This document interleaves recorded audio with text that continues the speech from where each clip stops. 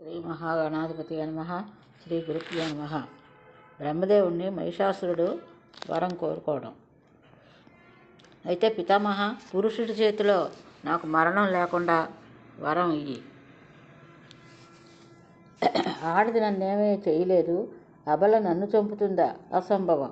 అందుచేత అబలను నా మరణానికి ఒక అవకాశంగా, ఒక స్థానంగా విడిచిపెడుతున్నాను. మహిషాసుర, ఎప్పటికో అప్పటికి ఆడదాని చేతిలో నువ్వు మరణిస్తావు. పురుషుడి వల్ల నీకు మృత్యుభయం లేదని వరం ఇచ్చి పద్మసంభవుడు అంతర్ధానం చెందాడు. మహిషుడు సంబరపడిపోతూ తన రాజధానిని చేరుకున్నాడు. జన్మేజయ, ఈ మహిషుడు ఎవరు? మహిష రూపం ఎలా వచ్చింది? ఇలాంటి సందేహాలు నేను తొలిచేస్తుంటాయి కదా. విను, ఈ వివరాలు చెప్తాను. దానవ వంశానికి మూలపురుషుడు ధనువు. అతడికి ఇద్దరు కుమారులు, రంభుడు, కరంభుడు అని వారి పేర్లు. ఇద్దరు భూమండలంలో ఉత్తములుగా ఖ్యాతి చెందారు, కానీ ఆ ఇద్దరికీ సంతానం లేకపోయింది. ఆ దిగులతో తపస్సు చేశారు. కరంభుడు పంచనదంలో మునిగి తపస్సు తీవ్రంగా చేశాడు. రంభుడు దగ్గరలో ఉన్న సాలవృక్షం అధిరోహించి అగ్నిని ఉపాసించాడు. వీరి తపస్సులు ఇంద్రుణ్ణి భయపట్టాయి. ముసలి రూపంలో వచ్చి కరంభుడు పాదాలు పట్టుకుని నీళ్ళలోకి లాగి సంహరించాడు. ఇది రంభుడికి తెలిసింది. క్రుద్ధుడయ్యాడు. తలను ఖండించుకుని అగ్నికి ఆహుతి చెయ్యాలని సంకల్పించుకున్నాడు. ఎడమ చేత్తో జుట్టు పట్టుకుని కుడి చేత్తో తలను నరుక్కోబోయాడు. చటుక్కున అగ్నిదేవుడు వారించాడు. రంభాసుర, ఎంత మూర్ఖత్వాన్ని! తలను నువ్వే నరుక్కుంటావా? సత్యం సాధిస్తావు. ఆత్మహత్య మహాపాతకం. పిచ్చివాడ, విరమించు. ఏం కావాలో వరం కోరుకో అన్నాడు అగ్నిదేవుడు. రంభాసురుడు జుట్టును ఖడ్గాన్ని విడిచిపెట్టి అగ్నిదేవుడికి చేతులు జోడించాడు.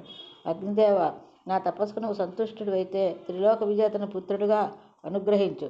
దేవ దానవ మానవులకు అజేయుడు, కామరూపధారి, మహాబలశాలి, సర్వలోకవందితుడు అవ్వాలి. అలాంటి పుత్రుడు కలిగేటట్టుగా ప్రసాదించు అని అభ్యర్థించాడు. అగ్నిదేవుడు అంగీకరించాడు. నీ మనస్సు ఏ కామినిపై లగ్నం అవుతుందో ఆమె వల్ల నువ్వు కోరుకున్న పుత్రుడు జన్మిస్తాడు అని చెప్పి అదృశ్యమయ్యాడు. రంభాసురుడు అక్కడి నుంచి బయలుదేరి ఇంటికి వస్తూ దారిలో యక్షులు క్రీడిస్తున్న ఒక రమణీయ ప్రదేశాన్ని చూశాడు. అక్కడ ఒక గేదె మహిషి కనిపించింది. ఎదకు వచ్చి కామార్తి అయి విహరిస్తోంది. దాన్ని చూడగానే రంభుడు మనసు చెలించింది. సంగమించాడు. అది గర్భవతి అయ్యింది. దాన్ని తీసుకుని తన పాతాళ నగరానికి వెళ్ళాడు. దున్నపోతులను కాపలా పెట్టాడు. ఒక రోజున ఒక దున్నపోతు కామార్తి అయి ఆ గేదె వెంటపడింది. రంభుడు స్వయంగా వచ్చి ఆ దున్నపోతును ఎదిరించాడు. ఇద్దరికీ యుద్ధం జరిగింది. రంభుడి పిడిగుద్దులకు ఆ దున్నపోతు చెలించిపోతూనే తల విసిరింది. బలమైన కొమ్ములతో గుండెల్లో పొడిచింది. వాడు నేలకు విరిగిపోయి గిలగిలా తన్నుకుంటూ ప్రాణాలు వదిలాడు రంభుడు. తన భర్త రంభుడు మరణించడంతో చూరిగేద దుఃఖాన్ని తట్టుకోలేక భయంతో పరుగులు తీసింది. యక్షులను శరణు వేడింది. కామమోహితులైన ఆ దున్నపోతు వెంటబడి వచ్చింది. యక్షులు గమనించారు. గేదెను కాపాడాలనుకున్నారు. యుద్ధానికి దిగారు. ఘోర యుద్ధం జరిగింది. కట్టకడపటికి దున్నపోతు మరణించింది. యక్షులు ఊపిరి పీల్చుకున్నారు. గేదెను బోదార్చి ధైర్యం చెప్పారు. రంభుడు మృతదేహాన్ని అగ్నికార్యం కోసం చితి పేర్చారు. కళేబరాన్ని తెచ్చి చితిపై పెట్టారు. నిప్పు ముట్టించారు. అల్లంత దూరం నుంచి చూస్తున్న చూరిగేద దుఃఖావాసాన్ని తట్టుకోలేక పరుగున వచ్చి చితిలో ప్రవేశించింది. సహగమనం చేసింది. యక్షులు ఆశ్చర్యపోయి నిశ్చేష్టులై చూస్తున్నారు. అంతలోకి చితిమంట నుండి మహిషుడు ఆవిర్భవించాడు. ఇతడే మన మహిషాసురుడు. రంభుడి కొడుకు. మహిష రాక్షస రూపాల కలయిక. తండ్రి రాజ్యానికి వారసుడై పట్టాభిషిక్తుడయ్యాడు. రంభుడు కూడా పుత్రవాత్సల్యంతో మరొక దేహాన్ని పొంది రక్తబీజుడై మహిషుడికి అనుచరులు, ఆంతరంగికులుగా అయ్యాడు. ఇది మహిషాసురుడి వృత్తాంతం. మహిషాసురుడి యుద్ధ సన్నాహం. వరదర్పతుడైన మహిషాసురుడు జగన్నంతటిని వశం చేసుకున్నాడు. ఆ జగత్ విజేత అని అనిపించుకున్నాడు.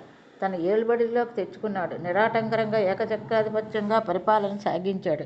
శిక్షరుడు సేనాపతిగా, తామ్రుడు కోశాధిపతిగా, అనిలోమ బిడాల, భాష్కల, త్రినేత్ర, కాలబంధుకాది దండనాయకులుగా మహిషుడు విజృంభించి భూసురులందరినీ సామంతులుగా చేసుకుని కప్పాలు కట్టించుకుంటున్నాడు. క్షాత్రధర్మంతో ఎదిరించిన వాళ్ళని నిర్దాక్షిణ్యంగా పట్టుబెడుతున్నాడు. బ్రాహ్మణులందరూ వసూలైపోయారు. యజ్ఞయాగాదులలో దేవతలతో పాటు సమానంగా భాగం సమర్పిస్తున్నారు. క్షితిమండలం అంతా స్వాధీనం కావడంతో ఇప్పుడు ఇంకా మహిషాసురుడి దృష్టి స్వర్గం మీదకి పడింది. దాన్ని జయించాలని నిశ్చయించుకున్నాడు. ఇంద్రుడి దగ్గర దూతలను పంపించాడు. ఇంద్ర, స్వర్గాన్ని విడిచిపెట్టి ఇప్పటికైనా పో, లేదంటే మహిషాసురుడికి సేవలు చెయ్యి, అతను నిన్ను రక్షిస్తాడు. ఇది కాదంటావా, వజ్రాయుధం ధరించి యుద్ధం చెయ్యి. పూర్వకాలంలో మా దైత్యుల్ని ఎన్నోసార్లు జయించారు. ఓ అహల్యాజారుడా, నీ శక్తి సామర్థ్యాలు మా అందరికీ తెలుసు. నీ ఇష్టం. నీ మనసు ఏది మంచిది అనిపిస్తే అది చెయ్యి. స్వర్గం విడిచిపోతావో, యుద్ధమే చేస్తావో, శరణు వేడుకుంటావో నీ ఇష్టం అని ఆ దూత మహిషాసురుడి సందేశం వినిపించాడు. ఇంద్రుడికి పట్టరానంత కోపం వచ్చింది. నిగ్రహించుకున్నాడు. ముఖానికి చిరునవ్వు పులుముకున్నాడు. దూత, మీ మహిషాసురుడి మదగర్వం ఎంతటిదో తెలుసుకున్నాను. రోగానికి చికిత్స చేస్తాను. వాడి వంశాన్ని సమూలంగా నిర్మూలిస్తాను. వెళ్ళు, నిర్భయంగా నా మాట చెప్పు. దూతను చంపకూడదన్నారు కనుక నేను వదిలిపెడుతున్నాను. మీ ప్రభువును దండెత్తమను. గడ్డి తినే మూర్ఖుడు కదా, అంటే మహిషుడు కదా, ఇంత కండకావరమా? వాడి కొమ్ములు విరగ్గొట్టి బలమైన ధనస్సు చేయించుకుంటాను. కొమ్ములు వచ్చాయనే కదా విర్రవీగుతున్నాడు. రమ్మను, తీర్చేస్తాను, శృంగభంగం చేస్తాను. ఇంట్లో కూర్చుని ఎగరడం కాదు. దేవేంద్రుడితో యుద్ధం ఏమనుకుంటున్నాడో రమ్మను అని ప్రతి సందేశం పంపించాడు. ఆ దూత మహిషాసురుడి సన్నిధికి వెళ్ళి సారాంశంగా 2 మాటలు చెప్పాడు. ప్రభు, దేవేంద్రుడు నేను బొత్తిగా లెక్క చేయటం లేదు. తన బలము, తన సైన్యము చాలా గొప్పవి, పరిపూర్ణమైనవి అనుకుంటున్నాడు. ఆ మూర్ఖుడు అన్న మాటలకు యథాతథంగా ఎలా చెప్పను ప్రభు? భృత్యుడు తన ప్రభు ఎదుట ఎప్పుడూ ప్రియము, సత్యము పలకాలని అంటారు కదా పెద్దలు. ఇది నీతి. కేవలం ప్రియం చెప్పడం కానీ, పౌరుషం చెప్పడం కానీ సేవకుడికి శుభప్రదం కాదు. శత్రు రాజు విషం కక్కితే భృత్యుడైన దూత ఆ మాటలు తెచ్చి యథావిధంగా తన ప్రభు ఎదుట వినిపించగలడా? ఇంద్రుడు అన్న మాటలు అలాగే చెప్పడానికి నాకు నోరు రావటం లేదు, ధైర్యం చాలటం లేదు. హేతుబద్ధంగా దూత చెప్పిన ఆ మాటలకు మహిషాసురుడు మండిపడ్డాడు. దైత్యవీరులందరినీ పిలిపించాడు. తోక పైకెత్తి మూత్ర విసర్జన చేశాడు. దైత్యవీరులారా, ఇంద్రులో మనతో యుద్ధం కోరుకుంటున్నాడు ఇంద్రుడు. సన్నద్ధులవ్వండి. ఆ సురాధముని జయించాలి. ఈ సృష్టిలో నన్ను ఎదిరించి నిలబడిన వీరుడెవ్వడు. 1000 మంది ఇంద్రులైనా నాకు సాటికారు.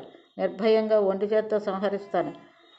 ఈ ఇంద్రుడు ముక్కు మూసుకొని శాంతచిత్తులై తపస్సు చేసుకునే మునీశ్వరులు ఎదుటే మహాసూరుడు. కుటిలకు లంపటుడు, పరదారాపహర్త అప్సరసలే వీడి బలం. తపస్సులు ధ్వంసం చేయడమే వీడి ప్రతాపం. ఖలుడు అల్పాయుధుడు, నిత్యపాపి, విశ్వాసఘాతకుడు. సంధి చేసుకుని నమ్మించి సముచిత దైత్యుని మట్టుపెట్టాడు. మోసం చేసి పొట్టను పెట్టుకున్నాడు. విష్ణుమూర్తి ఒకడు నిత్య కపిటి, కుహుకుడు. ఎన్నెన్ని వేషాలు వేస్తాడో, ఎన్నెన్ని రూపాలు ధరిస్తాడో. చివరికి 10 రూపాయలకైనా వెనకాడలేదు. హిరణ్యాక్షుని అలాగే కదా అని సంహరించాడు. నరసింహరూపం ధరించి హిరణ్యకశిపుని చీల్చొచ్చిందాడాడు. నేను ధనుజపుత్రుడిని. వీళ్ళ కుచితాలకు కుతంత్రాలకు లొంగను. దేవతలకు చస్తే నమ్మను. చూస్తా ఇంద్రుడు ఏం చేయగలడో, ఉపేంద్రుడు ఏం చేయగలడో. రణరంగంలోకి దిగి రుద్రుడైనా నన్ను ఏమీ చేయలేడు. అష్టదిక్పాలకులను, శచీపతిని తరిమికొట్టి స్వర్గ సామ్రాజ్యం కైవసం చేసుకుంటాను. అటుపైన మనమే యజ్ఞ హవిర్భోక్తలం. సోమపానం మందే, స్వర్గలోకము మందే. స్వేచ్ఛగా విహరిద్దాం. నాకున్న వరం మీ అందరికీ తెలుసు కదా. దేవదానవులు నన్నేమీ చేయలేరు. ఏ పురుషుడు నన్ను సంహరించలేడు. ఇక ఆడది నన్నేం చేయగలుగుతుంది? దైత్యవీరులారా, నిర్భయంగా ఉండండి. కయ్యానికి కాలు దువ్వండి. పాతాళ నుంచి, పర్వతాగ్రాల నుంచి దానవీరులను అందరినీ ఆహ్వానించండి. యుద్ధానికి తరలి వెళ్దాం. నిజానికి నేను ఒక్కడనే సకల దేవతలను జయించగలను. కానీ దానవులారా, శోభ కోసమని మిమ్మల్ని అందరినీ పిలిచి తీసుకువెళ్తున్నాను. నాకేమీ భయం లేదు. ఈ కొమ్ములతో ఈ గిట్టలతో దేవతలను చీల్చి చెండాడేస్తాను. వరం ఉంది కదా, మనకు తిరుగులేదు, మరణం లేదు, అపజయం లేదు. అందరూ సన్నిధులు కండి, బయలుదేరండి. దేవలోకంలో యుద్ధం చేద్దాం. నందనంలో విహరిద్దాం. మందార కుసుమాలు అలంకరించుకుందాం. అప్సరసలతో క్రీడిద్దాం. కామధేనువు పాలు తాగుదాం. సుధాపానం చేద్దాం. గంధర్వ గీతాలు ఆలపిస్తూ నృత్యాలు చేద్దాం. రకరకాల మద్యాలు, ఆనవాలు మనకు అందిస్తూ రంభ, ఊర్వశి, మేనక, ఘృతాచి, తిలోత్తమ మొదలైన అప్సరసలు నృత్యం చేస్తూ మనకి ఆనందం కల్పిస్తారు, రంజింపచేస్తారు. ఇవాళే స్వర్గం పోదాం పదండి, సిద్ధం కాండి. యుద్ధ ప్రయాణానికి మంగళాచరణం చెయ్యండి. మన గురువు శుక్రాచార్యుని పిలవండి, అర్చించండి, జయప్రదమైన యజ్ఞం చేసి ఆశీర్వదించమనండి. దైత్య నాయకులకు ఆ మహిషాసురుడు ఇలా ఆజ్ఞాపించి ఉత్సాహంతో తబ్బిబ్బిపోతూ త్వరగా తన మందిరాన్ని చేరుకున్నాడు. దేవేంద్రుడు కూడా అష్టదిక్పాలకులను ఆహ్వానించి సమాలోచన జరిపాడు. రంభుడి కొడుకు మహిషాసురుడు పరదర్పతుడై స్వర్గలోకం మీదకి దండెత్తి రాబోతున్నాడు. ఇందాకనే కదా ఇతడు దూత వచ్చాడు. దేవలోకానికి విడిచిపెట్టిపోతావా, యుద్ధానికి నిలబడతావా అంటూ సందేహం తెచ్చాడు. వాడికి మనం లొంగిపోయి సేవకులం అవ్వాలట. ఎలా అయితే దయతలిచి మనల్ని బతకనిస్తాడట. మృత్యులైన వారి మీద కోపగించుకోటట. లేదంటే యుద్ధానికి సిద్ధం కమ్మన్నాడు. దేవనాయకులారా, ఏం చేద్దామో చెప్పండి. దుర్బలుడైన శత్రువుని ఉపేక్షించకూడదు. అటువంటి బలవంతుణ్ణి, పరదర్పితుణ్ణి అయిన ఈ శత్రువుని అసలు ఉపేక్షించకూడదు. బుద్ధిబలము, బాహుబలము ఉపయోగించి వీరి పీడ వదిలించుకోవాలి. ఇటువంటి దుష్టుల పట్ల సంధి మంత్రాలు పనికిరావు. మాటకు కట్టుబడి ఉండే మంచివారితో కానీ ఇటువంటి నీచులతో సంధి కుదుర్చుకోవడం క్షేమం కాదు, గౌరవము కాదు. పోనీ అంటే యుద్ధానికి దండెత్తే సాహసం అవుతుందా అని శంకిస్తున్నాను. వాడు వరదానవ దర్పితుడు. దేవదానవ మానవుల పట్ల మరణం లేదుట. అదీకాక యుద్ధం అనేసరికి గెలుపు ఓటములు దైవాధీనాలు. అంచేత బాగా ఆలోచించుకుని మనం ఒక నిర్ణయం తీసుకోవాలి. ముందుగా చారులను పంపించి పరిస్థితి తెలుసుకోవడం మంచిదనిపిస్తోంది. ఇంగితజ్ఞులు, నిస్సంగులు, నిస్పృహులు, సత్యవాదులు అయిన చారులను పంపి వాడి సేవా సన్నద్ధతను గ్రహించడం అవసరం. వాడి బలాబలాలను క్షుణ్ణంగా తెలుసుకున్నాక యుద్ధబేరి మోగించి జయప్రదంగా ఉంటుందని నా అభిప్రాయం. ఈలోగా మన స్వర్గంలోకంలో దుర్గాలను పటిష్టపరుచుకోవాలి. సర్వసన్నాహాలు చెయ్యాలి. జాగరూకులమై ఉండాలి. ఎప్పుడైనా ఏ పనిలో అయినా బాగా ఆలోచించి చెయ్యాలి. అది బుద్ధిమంతుల లక్షణం. హడావిడిగా నిర్ణయాలు తీసుకుని కార్యాచరణకు దిగితే అది అనర్థదాయకమే అవుతుంది. దానవుల పట్ల భేదాపాయం పనిచేయదు. దేవతలతో శత్రుత్వం అనేది విషయంలో వాళ్ళంతా ఎప్పుడూ ఏకాభిప్రాయులే. అంచేత దూతలను పంపించి బలాబలాలు తెలుసుకుందాం. తర్వాత ఒక నిర్ణయం తీసుకుందాం. సాహసం అన్ని వేళలా పనికిరాదు. ఒక్కోసారి విపరీత ఫలాలను ఇస్తుంది. తెలియని మందు మింగితే ఏమవుతుంది? జనమేజయ, ఇంద్రాదులు ఇలా సమాలోచన జరిపి మహిషాసురుడి రాజధానికి మాహిష్మతికి చారులను పంపించాడు. వారు వెళ్ళి వచ్చి వాస్తవ సమాచారం తెలియజేశారు. ఇంద్రుడు వెంటనే బృహస్పతితో చర్చించాడు. మహామతి బృహస్పతి, నువ్వు దేవగురుడువు, రాజనీతి తెలిసినవాడు, సర్వజ్ఞుడవు. నైషాసురుడు మదన్ముక్తుడై స్వర్గం మీదకి దండెత్తబోతున్నాడు. వాడిని ఎదుర్కోవాలి, ప్రతిక్రియ చేయాలి. ఏం చెయ్యాలి, ఎలా చెయ్యాలి అనేది ఆలోచించి నువ్వే సలహా ఇవ్వాలి. విపత్కర పరిస్థితుల్లో నువ్వు తప్ప నాకు ఇంకొక దిక్కు లేదు. అటుపైన శుక్రాచార్యుడు నీకు తెలుసు కదా. ఇంద్రుడు మాటలు విన్నాడు. అటువైపున్న శుక్రాచార్యుడి సంగతి నీకు తెలుసు కదా అని అన్నాడనమాట. ఇంద్రుడి మాటలు విన్నాడు బృహస్పతి. దీర్ఘంగా ఆలోచించాడు. మెల్లగా సాలోచనగా పలికాడు. ఇంద్ర, కంగారు పడకు, ధైర్యంగా ఉండు. కష్టాలు వచ్చినప్పుడు ధైర్యంగా ఉండాలి. జయాపజయాలు ఎప్పటికైనా దైవాధీనాలే. జరగవలసింది ఎలాగూ జరుగుతుంది. దాన్ని ఎవ్వరూ తప్పించలేరు. అయినా మనం ఒక ప్రయత్నం ఎప్పుడూ చేయాల్సిందే. పురుషాకారం ఉండాలి. మహామునీశ్వరులైనా ముక్తి కోసం ప్రయత్నం చేయవలసిందే. రాసిపెట్టి ఉంటే అదే వస్తుందని ఊరుకుంటే ఎవరికీ ఏదీ రాదు. ముక్తి అనసలే రాదు. అదే పూర్తిగా దైవాధీనమే. అయినా ధ్యానము, తపస్సు వంటి ప్రయత్నాలు ఉండాల్సిందే. సుఖము, దుఃఖము, పరుష ప్రయత్నము చెయ్యాలి. అది లేకుండా ఏదీ సిద్ధించదు. ప్రయత్నం చేసినా సిద్ధించకపోతే అది వేరే సంగతి. దైవం అనుకూలించలేదు మనకు అని ఉపశమనం పొందాలే తప్ప నిందలకు దిగకూడదు. యుద్ధాలలో ప్రధానంగా జయోపలబ్ధి అనేది మంత్రాంగం మీదనో సైన్య సమృద్ధి మీదనో ఆధారపడి ఉండదు. అది పూర్తిగా దైవాధీనం. బలవంతుడు ఓడిపోవచ్చు, బలహీనుడు గెలవచ్చు. అలాగే ధీమంతుడు నష్టపోవచ్చు, బుద్ధిహీనుడు భోగాలను పొందవచ్చు. పిరికివాడికి జయం లభించవచ్చు, మహాసూరుడికి పారిపోవచ్చు. అంతా దైవాధీనం. విచారించి ప్రయోజనం లేదు. మన ప్రయత్నం మనం చెయ్యడమే. దుఃఖమే మిగులుతుందో సుఖమే కలుగుతుందో. దుఃఖాల్లో ఉన్నప్పుడు దుఃఖాదికులను చూసి, సుఖాల్లో ఉన్నప్పుడు సుఖాదికులను చూసి మనల్ని మనం ఓదార్చుకోవాలి, నిగ్రహించుకోవాలి. అంతేకాని సుఖదుఖాలు అనే శత్రువులకు మనం బందీ కాకూడదు, మనకు మనంగా బందీ కాకూడదు. 2 రకాల పరిస్థితుల్లోనూ ధైర్యం సడలనివ్వకపోవడమే బుద్ధిమంతుల కర్తవ్యం. అధైర్యం వల్ల దుఃఖం అన్నింటినీ మించింది. ధైర్యమే సహనశక్తినిస్తుంది. రెండింటినీ సమానంగా చూడగలిగితే సుఖాలకు పొంగిపోవడం కానీ దుఃఖాలకు కుంగిపోవడం కానీ జరగదు. నేను నిర్గుణుడను, నేను అవ్యయుడనే స్థితికి చేరుకుంటాడు. ఇంద్ర, ప్రాణానికి క్షుత్పిపాసలు, మనస్సుకి శోకమూర్ఛనలు, శరీరానికి జరామృత్యువులు వెరసి వీటిని షడ్వర్ములు అంటారు. వీటికి అతీతుడిగా ఉండడమే శుభత్వం. ఇవన్నీ శరీరానివి, నావి కాదు.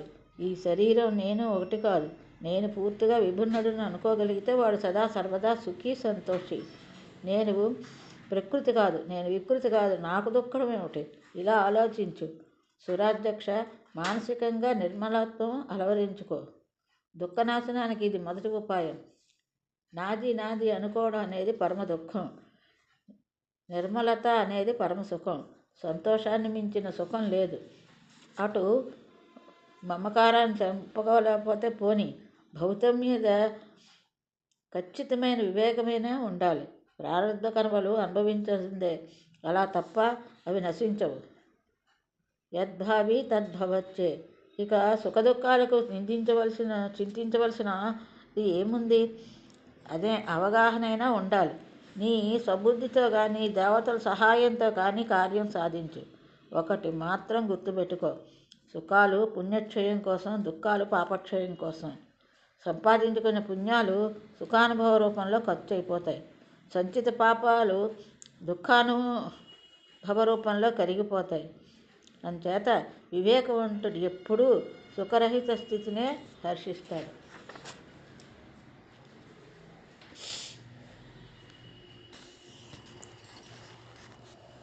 సురాధిప, బాగా ఆలోచించి నీ ప్రయత్నం నువ్వు చేయి.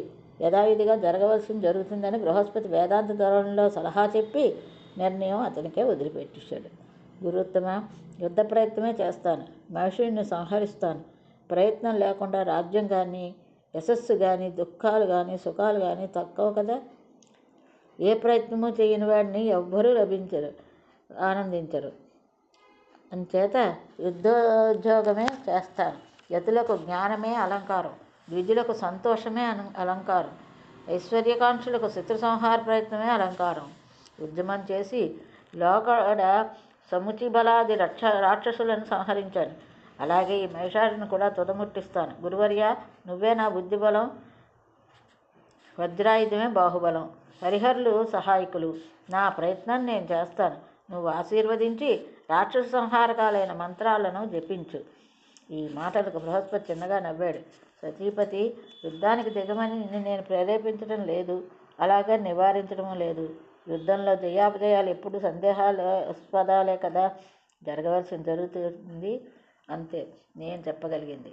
రేపు సుఖమే కలుగుతుందో దుఃఖమే ప్రాప్తిస్తుందో తెలుసుకోగలిగిన పరిజ్ఞానం మాత్రం నాకు లేదు. అది ఉంటే నా దుఃఖాలకు నేనే తొలగించుకునేవాడిని కదా. చంద్రుడు శిష్యుడిగా ప్రవేశించి నా భార్యను అపహరించాడు. ఆ రోజుల్లో ఎంత దుఃఖం అనుభవించానో నీకు తెలుసు. ముల్లో కోళ్ళలోని నేను చాలా తెలివైన వాడిని అని ప్రసిద్ధి. కానీ ఆ తెలివితేటలు ఏవీ ఆనాడు అక్కరకు రాలేదు. చేత కార్యసిద్ధి కోసం బుద్ధిమంతులు ఏదో ఒక ఉపాయాన్ని ఆలోచించి ప్రయత్నం చెయ్యాలి. కానీ సిద్ధి ఎప్పుడూ దైవాధీనమే, ఇది మర్చిపోకూడదు. బృహస్పతి చేసిన ఉపదేశాన్ని గ్రహించి సతీపతి సవినయంగా నమస్కరించి సెలవు తీసుకున్నాడు. సరాసరి బ్రహ్మదేవుడి దగ్గరికి వెళ్ళాడు. మహిషాసురుడు దండెత్తి రానున్న విషయం చెప్పి